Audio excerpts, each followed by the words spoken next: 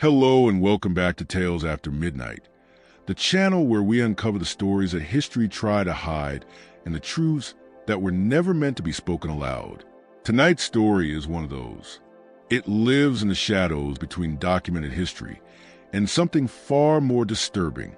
So get comfortable, turn down the lights, and listen closely. Have you ever stopped to think about what dark secrets might be hidden inside the weapons carried by those who fought in our nation's most brutal wars? What if I told you that one of the most lethal snipers in American military history was an Indigenous woman, and that her rifle contained something so horrifying that the military worked for decades to erase all traces of it? Before I continue with this unsettling story, one that remained classified until recently, take a moment to comment below and tell us where you're watching from. Your support helps us keep uncovering these hidden chapters of American history. And please, consider subscribing so we can continue sharing the stories that some would rather leave buried in darkness. In the winter of 2003, during the opening phase of Operation Iraqi Freedom, a team of military historians was assigned to catalog and preserve weapons that were considered historically significant from the conflict. What began as a standard archival task would soon turn into the discovery of one of the strangest and most disturbing mysteries in modern military history.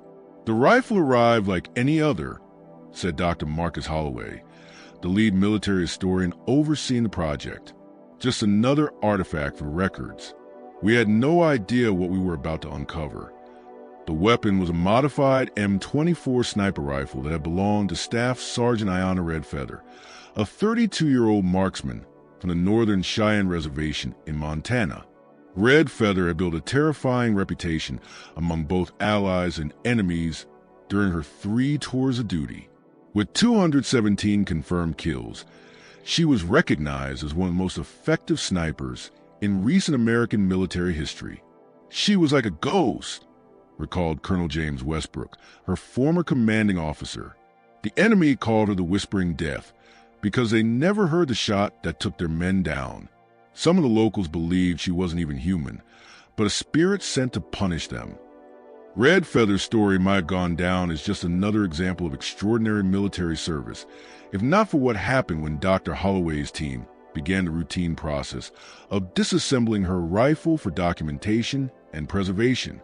We started by removing the custom cheek rest she had installed, explained Sophia Chun, a weapons specialist who assisted with the examination. That's when we noticed the first irregularity. There was a small compartment carved out inside the stock. Inside it was a tiny cloth pouch containing what looked like soil mixed with dried herbs. Although unusual, the discovery itself wasn't entirely shocking. Many soldiers carried lucky charms or personal items for protection or comfort. For an Indigenous soldier, carrying elements of her homeland seemed understandable. But as the team continued dismantling the rifle, the situation became far more unsettling. When we removed the barrel shroud, we found symbols carved directly into the barrel. Chun continued. They weren't in English. Later, we identified them as traditional Northern Cheyenne symbols and prayers. But that was only the beginning. The true shock came when they accessed a deeper hollow space inside the rifle's custom-modified stock. Hidden within a carefully constructed compartment was a small, leather-bound journal. Its pages were yellow with age and filled with handwritten entries that dated back through multiple generations. "I've been working in this field for 23 years, Dr. Holloway said, his voice barely above a whisper during our interview. "I have never seen anything like what was written in those pages." The journal appeared to be a family heirloom, passed down through generations of women in Red Feather's lineage. Each woman had added her own entries, stretching all the way back to the late 19th century. The earliest writings were attributed to a woman named Morning Star, who recorded her experiences during the Sand Creek Massacre of 1864, when Colorado militias slaughtered more than 200 Cheyenne and Arapaho people, most of them women and children. But what disturbed the researchers wasn't only the historical testimony. It was a detailed description of something Morning Star referred to as the binding ritual, a ceremony she claimed to have performed on the spirits of those who massacred her people. According to the journal, Morningstar believed she could capture the spirits of those who had wronged her people, explained Dr. Eliza Running Bear, a cultural anthropologist from the University of Montana, who was called in to help interpret the journal's contents. These spirits were said to be bound to physical objects, which would then be passed down through generations of women in her family. The journal described how these bound spirits could be directed to aid the weapon's user, guiding bullets to their targets with supernatural precision. Each woman who inherited the tradition would add her own bound spirits to the collection, forming what the journal called a Legion of the Wronged. From a scientific standpoint, we're dealing with cultural beliefs and spiritual traditions, not literal supernatural forces, Dr. Running Bear clarified. But what makes this case so extraordinary is the documented accuracy of Sergeant Red Feather's shooting record. She achieved confirmed kills under conditions that many of her peers considered nearly impossible. The military's response to the discovery was immediate and uncompromising. The rifle and the journal were instantly classified and removed from the standard cataloging process. A specialized unit from the Defense Intelligence Agency took control of the items, and everyone involved in the discovery was forced to sign additional non-disclosure agreements. They shut us down completely, Dr. Holloway recalled. One day we were doing our jobs. The next, armed officers were confiscating our notes and telling us the project had been reassigned. It felt unreal, like something out of a movie. For nearly 15 years, the story of Ayanna Red Feather's rifle remained locked away in classified files. It might have stayed hidden forever if not for a Freedom of Information Act request filed in 2017 by investigative journalist Thomas Blackwood. I was actually investigating something completely different, Blackwood explained during our phone interview. I was looking into the military's methods for collecting and preserving wartime artifacts when I came across a reference to a culturally significant weapon system with potential psychological warfare applications. That kind of wording immediately raises red flags for any investigative journalist. Blackwood's determination eventually forced the military to acknowledge that the rifle and the journal did exist, although most of the released information was heavily censored. Still, what remained visible was enough to reconstruct the strange story of Sergeant Red Feather and the unusual tradition that had followed her family for generations.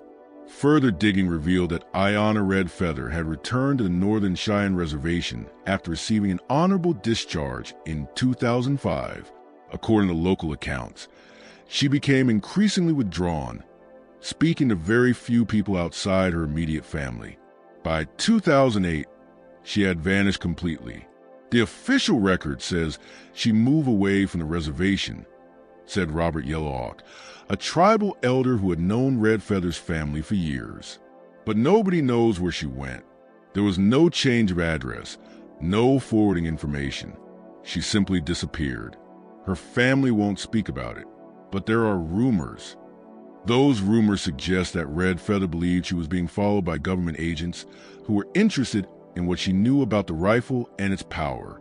Some people in the community believe she went into hiding to protect the ancient knowledge her family had safeguarded for generations. But the story becomes even more unsettling when you look at what happened to those directly involved in uncovering the rifle's secrets. Dr. Holloway resigned from his position with Military Historical Division just 6 months after the discovery, citing personal reasons. He moved to a small town in Vermont and rarely spoke about his previous work. When we pressed him during our interview, he admitted that he had begun experiencing deeply disturbing dreams after handling the rifle. "I know how this sounds," he said hesitantly, "but in those dreams, I'm running through a place I don't recognize. It looks like open plains, maybe somewhere in Wyoming or Montana, and there's always someone or something chasing me. I never see it clearly, but I know it's there, and I know it's angry." Sophia Chun, the weapons specialist, faced a more tangible tragedy. 3 months after the rifle incident, she was involved in a single-car accident on a straight stretch of highway outside Baltimore. Although she survived, the injury she sustained ended her career. Investigators found no mechanical issues with her vehicle, and the weather had been perfectly clear at the time. "Sometimes I still feel like someone else was in the car with me that day," Chin told us from her home in Arizona, where she now works as a consultant for private collectors. I remember reaching for something on the passenger seat, and it felt like a cold hand touched mine. The next thing I knew, the car was rolling down an embankment. Out of the original team of 7 researchers who examined the rifle, 5 left military or government service within a year. 3 reported persistent nightmares or serious sleep disturbances. 2 moved away without leaving forwarding addresses for their former colleagues. When we contacted the Department of Defense for comment, we received a standard response. The department does not address rumors involving classified projects or personnel matters. It stated that many culturally significant artifacts are collected during military operations and are handled with appropriate respect for their origins and importance. This official denial only fueled speculation among those who believed there was far more to Red Feather's rifle than simple cultural symbolism or superstition. Some researchers point to the military's well-documented history of exploring psychic phenomena and unconventional abilities, such as the Stargate Project, which ran from the 1970s until 1995.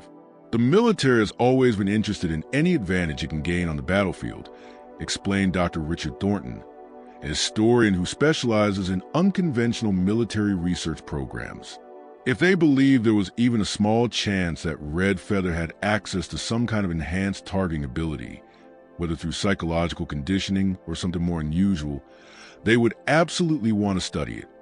In 2015, a declassified document appeared that seemed to support this idea. The heavily redacted report referred to a program known as Operation Longshot, which investigated cultural practices that might improve marksmanship and targeting abilities. The document specifically mentioned indigenous belief systems as an area of interest. Meanwhile, back on the Northern Cheyenne Reservation, Red Feather's legend only grew stronger in her absence. Young women spoke of her in quiet, reverent tones, and some claimed to practice shooting techniques they said had been passed down from her teachings.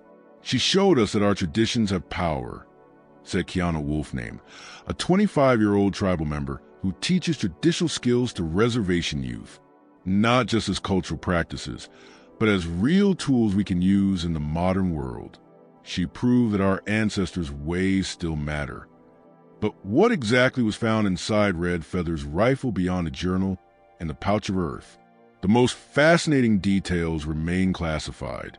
According to one anonymous source who claimed to be present during a secondary examination of the weapon, there were additional hidden compartments containing items that defied simple explanation. There was a small vial of liquid that never seemed to settle, the source said. You could shake it, turn it upside down, and the liquid inside moved like it had a will of its own. And there was a piece of metal. It looked like copper or brass, with markings that didn't match any known language or symbol system. When it was placed near a compass, the needle would spin continuously. These claims, while impossible to verify, independently, they align with certain entries found in the declassified sections of Red Feather's family journal. One passage, attributed to her grandmother, describes a speaking metal that would grow warm when enemies were near, and a remembering water that could reveal visions of distant targets. As the investigation into Red Feather's rifle deepened, military officials began to show interest in other members of her family. Her younger sister, Michelle Red Feather, was approached repeatedly by men who claimed to represent different government agencies. They kept asking about our family traditions, about how we were raised. Michelle revealed in a rare interview, they wanted to know if Ayanna had taught me anything special about shooting, about connecting with our ancestors. They seemed desperate to find her. Michelle insisted she had no special knowledge and no idea where her sister had gone. After months of what she described as harassment, she filed a restraining order against the agencies involved. The visit stopped, but Michelle said that unmarked vehicles continued to appear near her home for years afterward. The military's interest was not limited to Red Feather's immediate family. Records show that between 2005 and 2010, the Department of Defense funded an anthropological study of Cheyenne spiritual practices, with particular focus on warrior traditions and ceremonies connected to hunting and combat. Dr. Sarah White, who participated in the project before withdrawing in protest, describe it as little more than intelligence gathering disguised as academic research. They weren't interested in preserving culture, she said. They wanted to identify specific practices they believed might have tactical value. It was extractive and deeply disrespectful. When I questioned their methods, I was removed from the project. The mystery grew darker in 2011, when a Marine scout sniper serving in Afghanistan was discovered carrying a small leather pouch almost identical to the one found inside Red Feather's rifle. The Marine, Staff Sergeant David Lone Eagle, was also of Northern Cheyenne descent and had briefly trained alongside Red Feather years earlier. Lone Eagle had accumulated an impressive 87 confirmed kills, many under extremely difficult conditions. When questioned about the pouch, he said it was only a good luck charm given to him by his grandmother. Despite this explanation, he was immediately pulled from active duty and transferred to a facility in Virginia for what was described as specialized debriefing. He returned to service 3 months later, but instead of being sent back into the field, he was assigned to a training role. Those who worked with him noticed a dramatic change. He was quieter, more distant, and avoided talking about his combat experience. Whatever they did to him in Virginia, it took something out of him, said a fellow Marine who had served with Lone Eagle before and after the transfer. He used to be confident, almost cocky about his skills.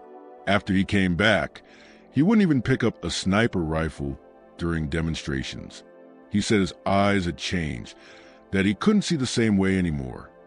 When journalists tried to contact Lone Eagle for this story, they discovered he had left military service and was living somewhere off-grid in the Pacific Northwest. His family refused to provide contact details, saying only that he wanted to be left alone with his peace. As our investigation continued, a disturbing pattern began to emerge. Over the past 15 years, at least 7 indigenous sharpshooters from different tribes have been recruited into specialized military units, served with distinction, and then either vanish from public records or experience highly unusual career paths. In every case, these individuals showed extraordinary marksmanship and maintained strong connections to traditional cultural practices. This is not a coincidence, insisted James Running Deer, an activist who monitors military recruitment in indigenous communities. They're searching for certain traits, certain backgrounds. They want people who still have ties to the old ways, especially to warrior traditions. Running Deer provided documents showing that military recruiters have been instructed to identify Native American candidates with strong cultural roots and traditional family structures. These recruits were often fast-tracked into specialized training, particularly in long-range shooting and reconnaissance. But perhaps the most chilling evidence came not from documents or archives, but from the battlefield itself. During our research, we spoke with a former Iraqi insurgent who claimed to have encountered Red Feather during the early days of the war. Speaking anonymously, he described an experience that still haunted him. "We had prepared an ambush for American convoys," he said. "We were hidden well, impossible to see from the road. Then suddenly our spotter fell backward, a bullet in his head. No sound, no warning. Then another man fell, and then another. We couldn't tell where the shots were coming from. There was no echo, no crack of a rifle." He said his unit believed they were being hunted by something supernatural. Some of the men said they saw a shadow moving between our positions, but not like a person, more like mist or smoke. Others said they heard whispers in a language they didn't recognize just before someone was shot. We abandoned the area and refused to return. Similar stories surfaced from Afghanistan, where Taliban fighters developed their own superstitions about American snipers. Some refused to leave cover if they saw certain birds circling overhead. Others carried charms and amulets they believed would protect them from ghost bullets that somehow knew their names. These accounts could easily be dismissed as the natural mythology that grows in war zones. Yet military psychologists have noted the unusual level of consistency and detail in these reports, even across different regions and years. There's something about the precision of a long-range kill that triggers a primal fear, explained Dr. Nathan Blackwood, a specialist in psychological warfare techniques. When you cannot see or hear your attacker, when death appears come from nowhere, the human mind searches for meaning. Very often, it reaches for supernatural explanations. What's unusual here is not that these myths formed, but that they seem to have been deliberately encouraged by certain special operations units. In fact, declassified documents show that psychological operations teams sometimes intentionally spread rumors about American snipers possessing supernatural abilities, hoping to demoralize enemy fighters. What remains uncertain is whether these efforts were purely psychological manipulation or whether they were built on genuine phenomena the military had observed in operators like Red Feather. As our investigation continued, we received an unexpected message from someone claiming to be Ayanna Red Feather herself. It arrived through an encrypted channel we had created for confidential tipsters and contained details about the rifle that had never been released publicly. What they found was only what I wanted them to find. The message said, "The true power was never in the rifle itself, but in what it connected me to. The ancestors do not share their secrets with those who would misuse them. What the military seeks, they will never understand, even if they hold it in their hands." We attempted to verify the sender's identity and arrange a secure interview, but no further messages ever came. Cybersecurity experts who examined the metadata determined that it had been routed through multiple anonymous relay services, making its origin impossible to trace. 2 weeks after receiving this message, our research office was broken into. Nothing of obvious monetary value was taken, but our files related specifically to the Red Feather investigation had been disturbed. Despite the targeted nature of the intrusion, local police labeled it a random burglary. 3 days later, a small package arrived at our office by courier. Inside was a single rifle cartridge that had been altered in a strange way. The bullet had been removed and replaced with a tiny carved wooden container. Inside the container was a pinch of earth, similar to what had been found in Red Feather's rifle. Attached was a handwritten note that read only, "Some secrets belong to the land and its first people. Let this one rest." We consulted several security experts about how to proceed. All of them advised the same thing: suspend the investigation. As one former intelligence officer put it, when you receive a message like that, it isn't just a request, it's a warning. For now, the complete truth about what was found inside Ayanna Red Feather's rifle remains beyond reach. The military continues its silence. Former members of the original team speak only vaguely about their experiences. And somewhere, perhaps, Ayanna Red Feather herself watches and waits, guarding a tradition that bridges the modern battlefield with something far older and far more mysterious.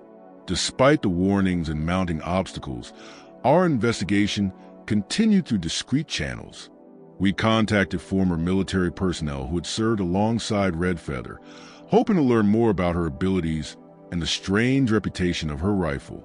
"I served with her during her second tour," recalled former Marine Sergeant Marcus Hayes. "We were pinned down outside Fallujah, taking heavy fire from several positions.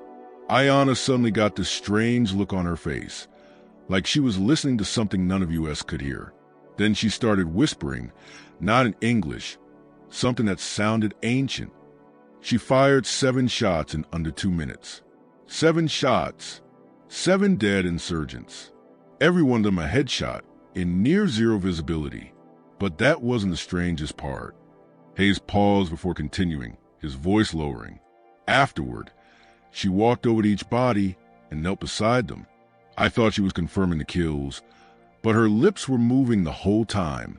When I asked her about it later, she just said she was completing the circle." Other soldiers who served with Red Feather reported similar behavior. Many mentioned her habit of performing small rituals before and after combat missions. She would burn tiny bundles of herbs in her quarters, whisper to her rifle before cleaning it, and leave small offerings of food or tobacco hidden around their bases. "Most of us just thought it was cultural stuff," said former Army Specialist Thomas Rodriguez. "Everyone has rituals in a war zone. Some guys won't change their socks during a mission. Others carry lucky coins.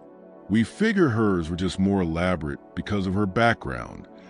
But Rodriguez also remembered moments that defied simple explanations. There was this time outside Mosul when our forward scout reported an enemy sniper in a bell tower about 800 meters away. Ayana didn't even raise her scope. She just stared in that direction for maybe 30 seconds and fired one shot. When we reached the tower, the sniper was dead, a perfect shot through his right eye. She said the wind had told her exactly where to aim. As the investigation went deeper, we uncovered links between Red Feather's case and a classified military research initiative known as Project Longbow, established in 2002, just before the Iraq War began. Project Longbow was reportedly designed to explore alternative targeting methods and unconventional ways to enhance marksmanship. Dr. Eleanor Gray, a former consultant for DARPA who had indirect knowledge of the project, described its origins. After September 11th, there was enormous pressure to explore every possible advantage in asymmetric warfare. Scenarios. Project Longbow grew out of earlier research into what military scientists described as anomalous cognition among exceptional snipers and reconnaissance scouts. According to Dr. Gray, the researchers had identified a small percentage of service members who demonstrated abilities that appear to go beyond normal human limitations. Snipers who could repeatedly hit targets without fully compensating for wind, distance, or other environmental variables. Scouts who seemed to sense ambushes before any visible or measurable signs were present. What made Red Feather different, Dr. Gray explained, was that she appeared fully aware of her abilities and possessed a cultural framework to understand them.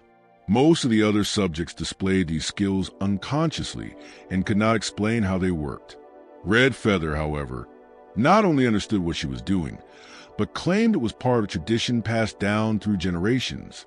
This cultural dimension quickly became the focus of intense interest for the Project Longbow researchers. Internal memos referred to replicable indigenous methodologies and transferable ancestral knowledge systems that could potentially be operationalized for broader tactical use. In simpler terms, they wanted to know whether what Red Feather could do could be taught to others.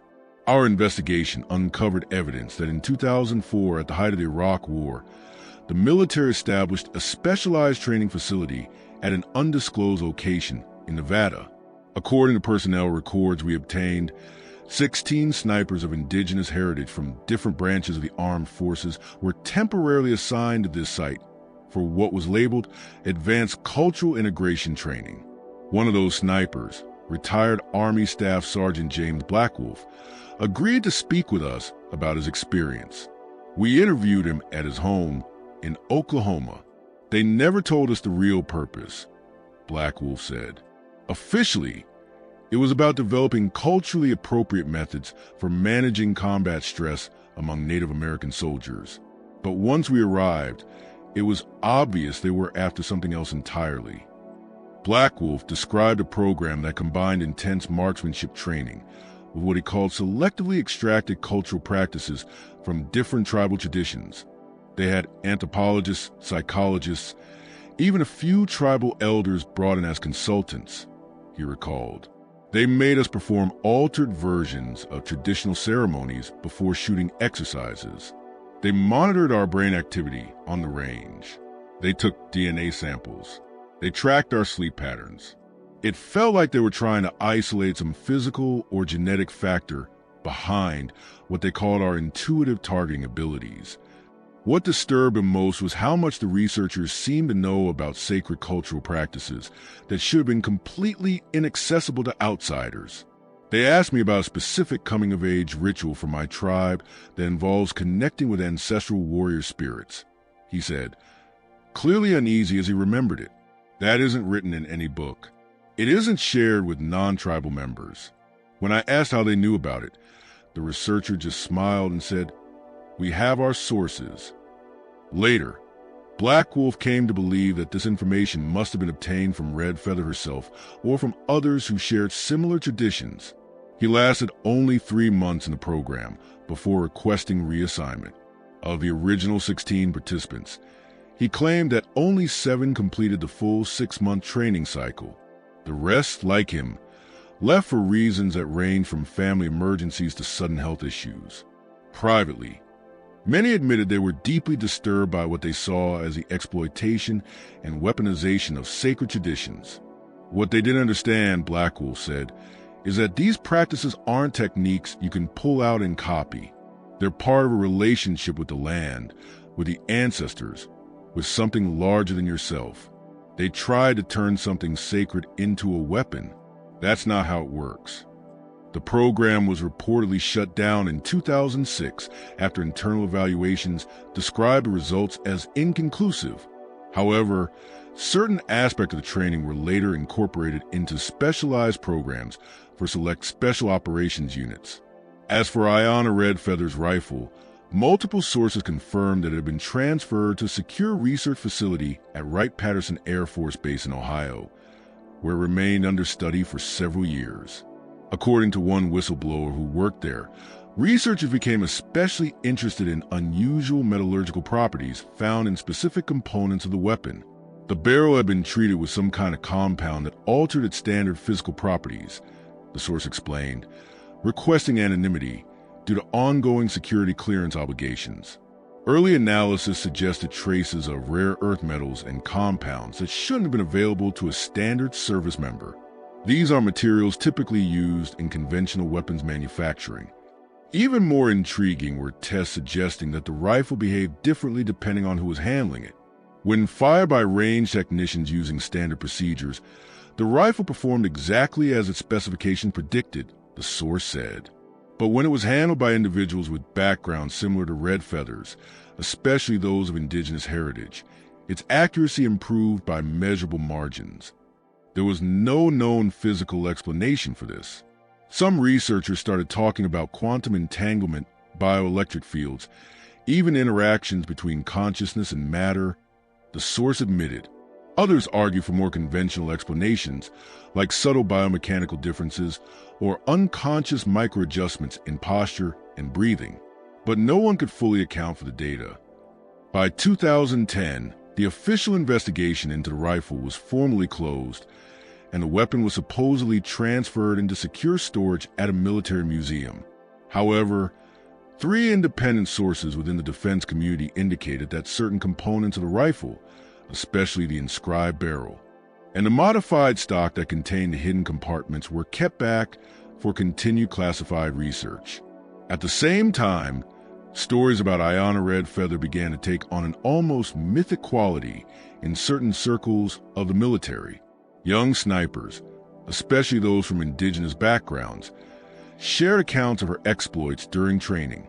Some even claimed they'd encounter her on remote training grounds, where she appeared briefly, offered quiet guidance, and then vanished into the landscape.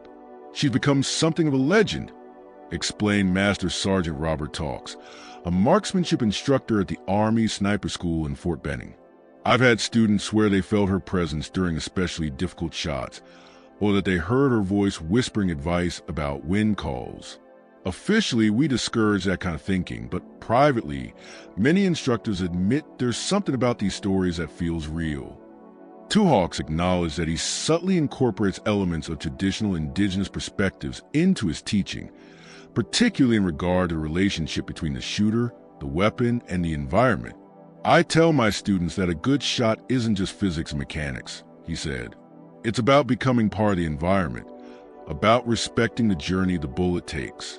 Some people call it getting into the zone or achieving a flow state. In my culture, we have older names for it, but the experience itself is universal. This approach, the blending of Indigenous knowledge with modern marksmanship training, stands in sharp contrast to the extraction and exploitation attempted by Project Longbow. Instead of trying to isolate techniques or harvest abilities, instructors like Two Hawks honor the holistic worldview from which those skills naturally emerge. But what about Ayanna Redfeather herself?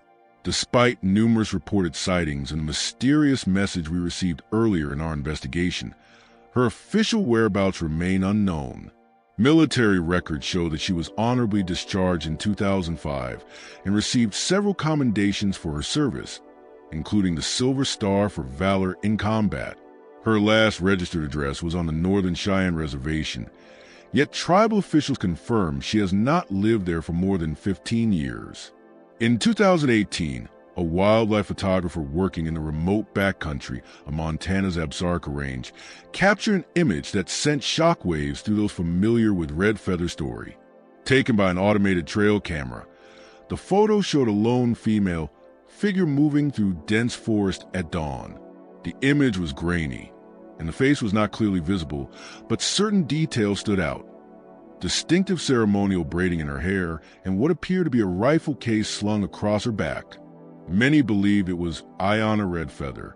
When the photographer returned to retrieve his camera, he discovered it had been carefully removed from its mount and placed on a nearby rock. It was undamaged, but all the memory cards had been wiped clean, except for that single image. It felt deliberate, the photographer told us. Like she wanted to be seen, but only on her own terms. That idea of being seen only on one's own terms echoes throughout our entire investigation. From the selective revelations in the hidden journal to the carefully chosen objects concealed within the rifle itself. There's a strong sense that what was discovered was only what Red Feather intended be discovered. In our traditions, the most powerful knowledge is never given freely, explained Ella Running Water, an elder from the Northern Cheyenne tribe who agreed to speak in general terms about cultural practices without directly addressing Red Feather's case. True power reveals itself only to those who are ready to receive it, and only in proportion to their preparation and their intent. What seems like a complete revelation to an unprepared observer may only be the outer layer of something far deeper.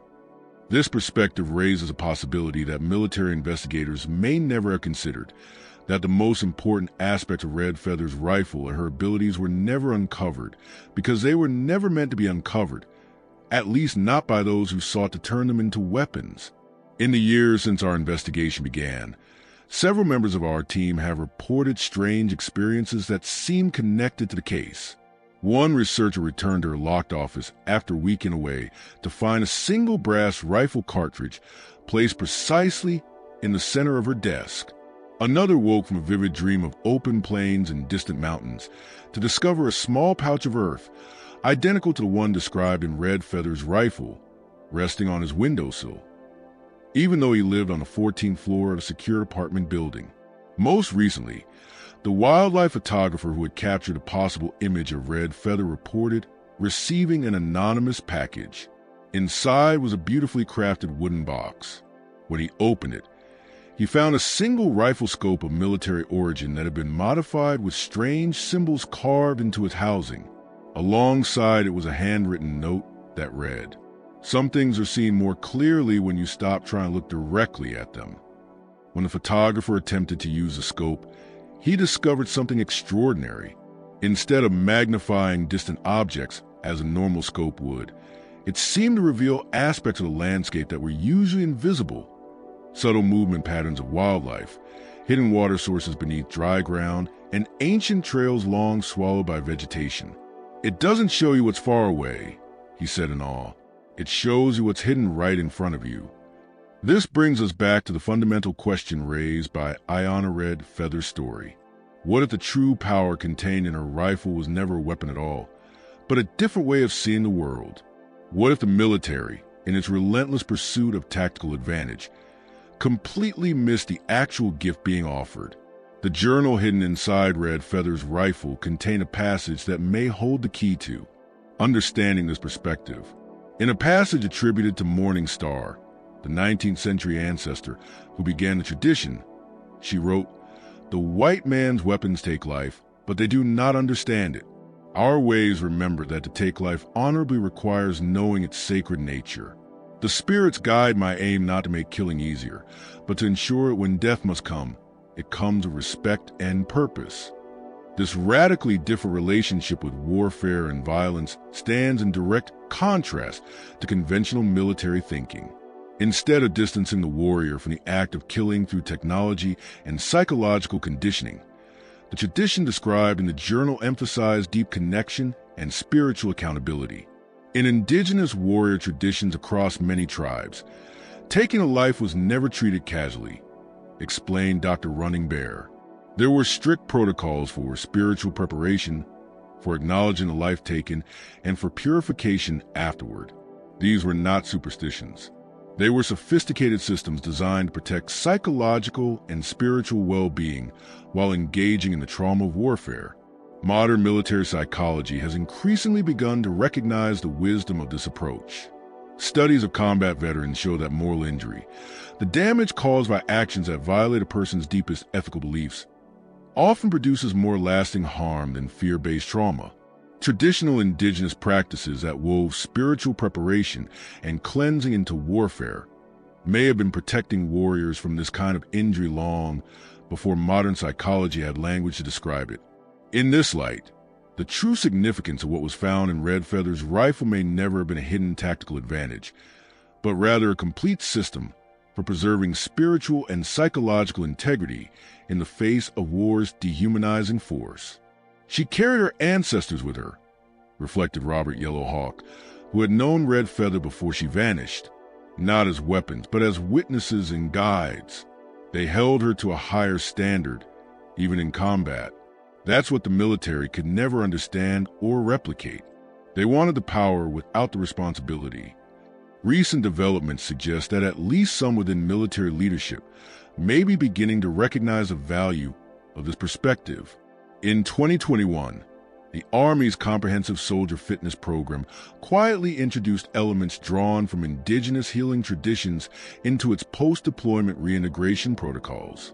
These included adapted talking circle practices, exercises centered on reconnecting with the land, and ceremonies meant to help veterans process their experiences in communal and spiritual framework. Officially, these changes were described as being inspired by multiple cultural traditions and contemporary psychological best practices. Privately, however, several people involved in the program's development acknowledged the influence of what had been learned from studying Red Feather's case and similar traditions. "We're not trying to appropriate anything sacred," insisted one program developer who asked to remain anonymous. "We're recognizing that indigenous cultures developed incredibly sophisticated systems to help warriors return from battle as whole human beings, able to reintegrate into their communities. There's deep wisdom there that complements modern psychology." This shift represents a sharp departure from the extractive mindset of Project Longbow. Instead of isolating techniques to improve combat performance, these newer efforts honor the holistic nature of indigenous wisdom traditions and their healing potential for all service members, regardless of background. Meanwhile, reports continue to surface from remote regions of the American West describing a solitary woman, sometimes accompanied by a wolf or a large dog, moving through landscapes where few people travel. Local residents, especially within indigenous communities, speak of encountering a woman who guides lost hikers, offers unexpected help during wilderness emergencies, and occasionally leaves small bundles of herbs or natural materials at sacred places. "She found what she was searching for," Michelle Red Feather said when asked about her sister's continued absence. "Not what the military wanted her to find, but what our ancestors meant for her to discover. She's carrying on the tradition in her own way." This belief appears again and again in the accounts we gathered. Those closest to the case tend to think that Ayanna Red Feather did not disappear to hide from the government or to protect ancient secrets. Instead, they believe she stepped away from conventional society in order to fully embody the tradition she had inherited, a tradition that offers a fundamentally different relationship with the land, with ancestral knowledge, and with the heavy responsibility of taking life in war. "In our stories," explained Ella Running Water, "the most powerful medicine people often live at the edges of community. They walk between worlds, keeping connections to forces most people have forgotten how to see. That isn't abandonment. It's a different form of service." If this understanding is true, then the ultimate meaning of Ayanna Red Feather's story is not what was discovered inside her rifle, but what that discovery represents. A glimpse into an entirely different way of understanding the bond between humans, the natural world, and warfare itself. In an age when military technology increasingly separates warriors from the moral and spiritual consequences of their actions, her tradition insists on closeness and accountability. In a culture that often dismisses indigenous knowledge as superstition or romantic mysticism, her story reveals the deep psychological and spiritual sophistication embedded in these ancient practices. As our investigation comes to an end, we are left with far more questions than answers. The complete truth about what was discovered inside Ayanna Redfeather's rifle remains out of reach, shielded by classified designations and the intentional silence of those who understand its deeper meaning. But perhaps the most important parts of this story are not the specific objects concealed within the weapon, but the broader truths they point toward. In words attributed to Morning Star in the Hidden Journal, she wrote, "The true power is not in the tool, but in the hands that hold it, the eyes that guide it, and the spirit that directs it. The rifle is nothing without the wisdom to use it with honor." For those who have eyes to see and ears to hear, Ayanna Redfeather's story continues to unfold across the vast and quiet landscapes of the American West. Some say that if you find yourself alone in those remote places, far from the artificial lights and noise of civilization, you might hear the whisper of an ancient language carried on the wind. You might glimpse a solitary figure moving like a shadow along distant ridgelines. You might feel in moments of greatest need the subtle guidance of hands reaching across generations, offering wisdom and protection. And if you were ever to encounter a lone woman with ceremonial braids and knowing eyes, carrying a rifle adorned with symbols from another time, you would be wise to listen carefully to whatever she chose to share.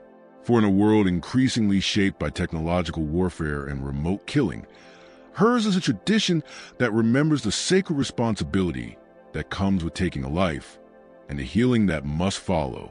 As we bring this investigation to a close, we are reminded of the words that appeared in our final communication, believed to have come from Redfeather herself. Some secrets belong to the land and its first people. Perhaps the truest respect we can show this story is not to force its answers into the light, but to honor its mysteries, accept its boundaries, and recognize that some knowledge is not meant to be owned, but approached with reverence and humility. For those searching for meaning in this strange and haunting tale, the most important lesson may not lie in the specific items found inside Ayanna Redfeather's rifle, but in the reminder that there are still things in this world that cannot be classified, measured, or controlled. Powers that respond not to force, but to respect. Traditions that offer healing rather than destruction. And wisdom that reveals itself only to those who approach with open hearts and honorable intentions. In the final pages of the journal hidden within Redfeather's rifle, one passage stands above all others. The path of the bullet is straight, but the journey of the spirit moves in cycles. What appears to be an ending may only be the beginning of a deeper understanding. Listen for the voices of the ancestors. They still speak to those who remember how to hear them. And for those who have followed this story to a conclusion, remember this. In a world increasingly dominated by voices of division and destruction, there are still those who walk ancient paths of wisdom and healing. There are still sacred traditions that offer guidance through even the darkest parts of human experience. And there are still guardians like Ayanna Redfeather, watching from the shadows, protecting knowledge that our modern world is only beginning to remember how to honor. May God and Jesus Christ guide and protect us all as we navigate these hidden truths and ancient paths. For in times of greatest darkness, it is faith that lights the way forward and reminds us of our sacred responsibilities to one another and to the land that sustains us.